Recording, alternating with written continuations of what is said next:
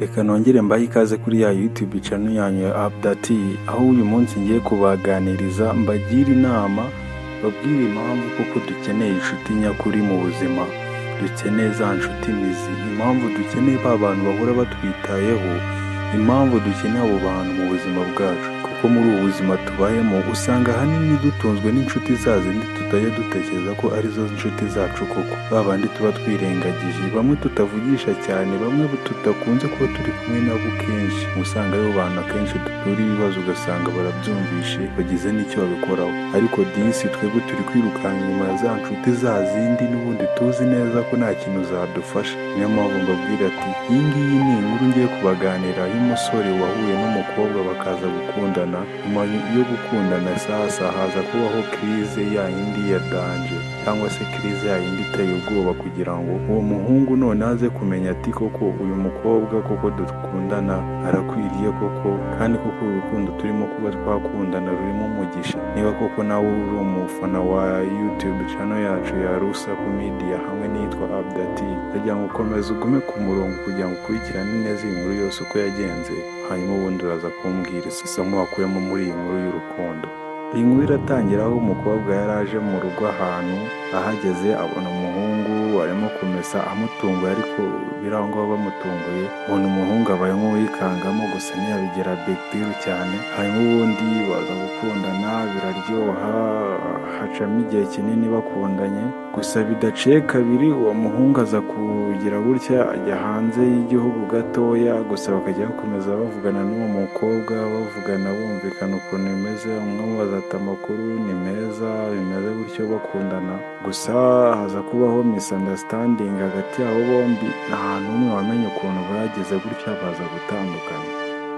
Mu gutandukana ariko hagati aho ngaho nta n'umwe wigize ubwira undi ko yagize ute, ko yanze undi. Bimwe umuntu ajyaho muri iyi minsi ugasanga bakoze break up, ariko babishyize hanze babwiranye ko nyine aka kanya ko batakibashe kuba bakumvikana ngo reka babirekere aho ngaho. Ni nka bya bindi bisanzwe nyine mu rukundo, namwe murabizi, ushobora kuba wakundana n'umuntu ariko hakagera igihe hakazamo nyine break, ariko namwe ubwanyu mutazi ati byagenze biti, nta n'umwe wabwiye undi ati hani cyangwa se sheri reka turekere ibi bintu kuko ndi kubona tutazashobora kuba wenda twabikontorora, ndi kubona wenda biri kuba byarenga imbibi, ndi kubona wenda se tutari kumvikana. Mbega nawe murazizi inzego zo mu rukundo zigiye zitandukanye. Ni uko nguko hazamo break hagati yabo bombi, haza gucamo imyaka 3 batavugana.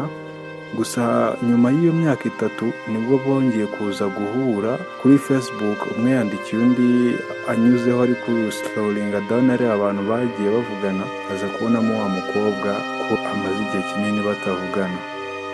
Asubira muri chat zabo akuramo nimero ye, arongera aramuhamagara, bongera kuvugana. Umukobwa gusa mu kumuhamagara yaratunguwe cyane, kuko we ntabwo yari azi ko uwo muhungu akimwibuka cyangwa se akimutekerezaho. Hanyuma ubundi afata telefone nk'ibisanzwe baravugana, nyine urumva nk'abantu baba bamaze igihe kinini cyane batavugana, barimo rukumbuzi. Ariko kuko uruva nta bantu bahoze bakundana hagati yabo, ku rukumbuzi bose batinyaga kuhita barwerekana ako kanya, batangira bavugana nk'ibisanzwe, barongera bagira gutya barakundana. Nyuma y'iminsi mikeya, kuko uwo muhungu n'ubundi yari yagarutse mu gihugu deja, yari avuye hanze y'igihugu mu kazi. hanyuma ubundi barongera barakundana. Gusa uwo mukobwa nubwo bari bakundanye n'uwo muhungu, hagati yabo bombi muri iyo myaka 3 urumva buri umwe wese hari ukuntu byagenze ku ruhande, hari abo bakundanye n'iki byose, urumva nawe ni inkuru ndende nk'abantu bose baba bakundana. Mu kuza gukundana rero biza kugenda gutyo, barongera barasubirana. Hagati aho ngaho ariko nubwo bakundanaga muri icyo gihe, uwo mukobwa nubwo bakundanaga ntago yari yarigeze agera iwabo w'uwo mukobwa, ndetse n'uwo mukobwa nawe ntago yari azi iwabo w'uwo muhungu. Bose bahuriye ahantu, uwo muhungu yari acumbitse muri iyo minsi, ariko atazi kwa nyina w'uwo muhungu ni hehe, ndetse n'uwo mutipe natazi ati iwabo w'uwo mukobwa ni hehe. Bari barahuriye aho hantu, uwo muhungu we yari yaragiye mu kuba acumbitse muri iyo minsi. Gusa mu kugaruka bwa kabiri agaruka uwo mutipe noneho asubira hahandi muri ya nzu, ariko nta n'umwe hagati ngo bari warereketse undi ati uriya ngo bare n'ababyeyi banjye cyangwa iki. Nuko birakomeza barakundana, hazamo noneho icyizere kidasanzwe, baranakundana bya nyabyo, ibyishimo biba byinshi cyane muri urwo rukundo. Gusa nyuma y'iyo minsi mikeya bigenze gutyo, umukobwa atangira kujya abwira umuhungu ati abanza gusa nk'atabyumva neza, gusa aza kubyakira, barahura, akajya ajya kumusura iwabo, yava mu kazi umuhungu nimugoroba akajya iwabo kumusura, bigenda gutyo nyine urukundo ruraryoha. Namwe murabizi ibintu by'abakundanye nyine ukuntu biba bimeze, biba biryoshye cyane, bakomeza bakundanye gutyo. Hagati aho ngaho rero umukobwa aze kugira gutya arware birenge, urugero ubushobozi wabo buranga neza neza, umujama nawe arisaka biranga. Gusa uwo mutipe nubwo ibyo byose byabayeho atari yarabwiye uwo mukobwa ukuntu iwabo w'uwo muhungu ukuntu bimeze, uwo muhungu iwabo bari bafite amafaranga, gusa uwo muhungu we akanga kubyereka uwo mukobwa.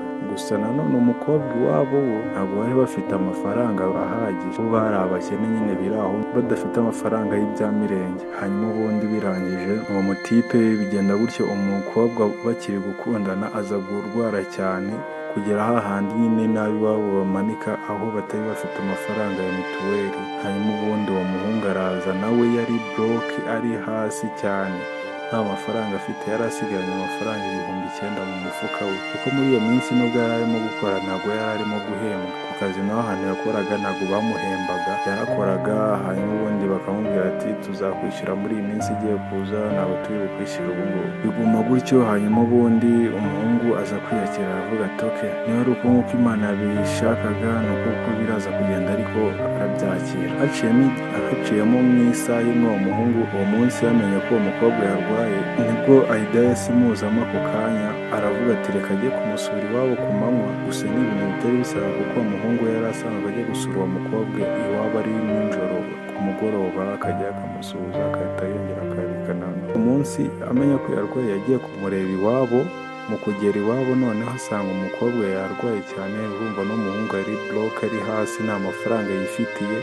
Iwabo nawe nta mafaranga bafite, nabo bari bloke. Urumva umuhungu noneho agiye gusafaringa bya nyabyo. Aho ngaho Mayidea niho yari agiye kuba yagaragarira koko yari umuhungu koko ukwiriye kuba yakundana n'umukobwa wabo. Urumva bagiye kureba ko ari umuhungu noneho ushobora kuba yafesinga n'ikibazo icyo ari cyo cyose. Muri ako kanya umuhungu iwabo bari bishoboye ahita ahamagara mama we, aramubwira ati mami, uri kubona mfite ikibazo iki n'iki ngiki, nagira ngo wenda ungurizeho amafaranga n'10,000 kugira ngo mbashe kuba nakemura akabazo gato kantunguye, kuko iwabo w'umuhungu we bari bazi ko nyine nta mukunzi afite, nyine bazi ko ariko akunda umuntu agira ikibazo bisanzwe. Then baramubwira ati oke, turaje turebe ukuntu tuyohereza, ariko nta mafaranga ahari, tugiye kukohereza nk'ibihumbi 5, uraza kureba ukuntu wigenzamo. Hanyuma ubundi hashize akanya iwabo baranga kuyohereza, baramubwira ati turi kuyohereza bikanga, uraza kuba wihanganye turebe. Kandi mwibuke neza uwo muhungu aba yabwiye iwabo ko ari ikibazo kiri emergency, ko ari ikibazo cyihutirwa, ko biba byiza batayohereza ako kanya. Umuhungu abona ntibikunze, kuko umukobwa yari arwaye, urumva yari akeneye kuba yakishyura mituweli, akeneye kuba yakishyura imiti, akeneye kuba yarya.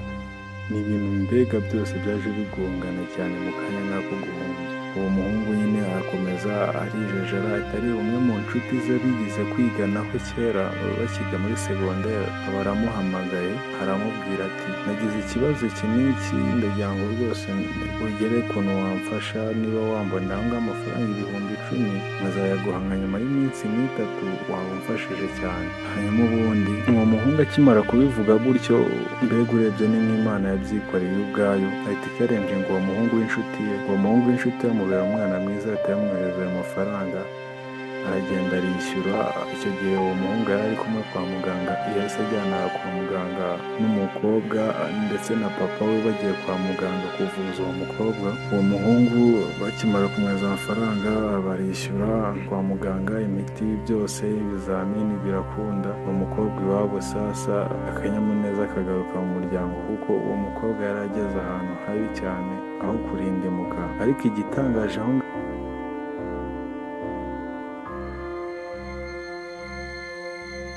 uwo mukobwa avuye kwa muganga, uwo mutipe nyine avuye kwa muganga, ariko nabwo bari babanje kugorana cyane, kuko mu by'ukuri urebye neza ntabwo ari uko babo bari babuze amafaranga, ntabwo ari uko bari babuze iki, kuko amafaranga yo bari bayafite ndetse n'ay'umurengera. Amafaranga yo ntabwo bari bayabuze ku buryo babura inoti y'10,000 yo kuvuza umuntu, ntabwo babura amafaranga ameza ate, kuko iwabo nta bakire, ni ibintu bisanzwe b'10,000. Isomo ngo ryari ririmo najya mbabwire, my dear friend, ubwawe urebe ba bantu babasha kuba bagukemurira ikibazo akanya ako ari ko kose mu gihe bibaye ngombwa, urebe ba bantu babasha kuba bakwitaho mu gihe ufite ibibazo, urebe ba bantu babasha kuba bakuganiriza mu gihe ufite ibibazo. My dear, uwo muntu mukipinge self, uwo muntu ni umuntu w'agaciro, ni umuntu ubasha kuba yakumva, ni umuntu ubasha mureka ahanini muri iyi minsi usigaye usanga abantu benshi bamarana umwanya munini na ba bandi badafite ikintu babamarira mu buzima bwabo, ba bandi ushobora kwitabaza ntagire ikintu bakumarira.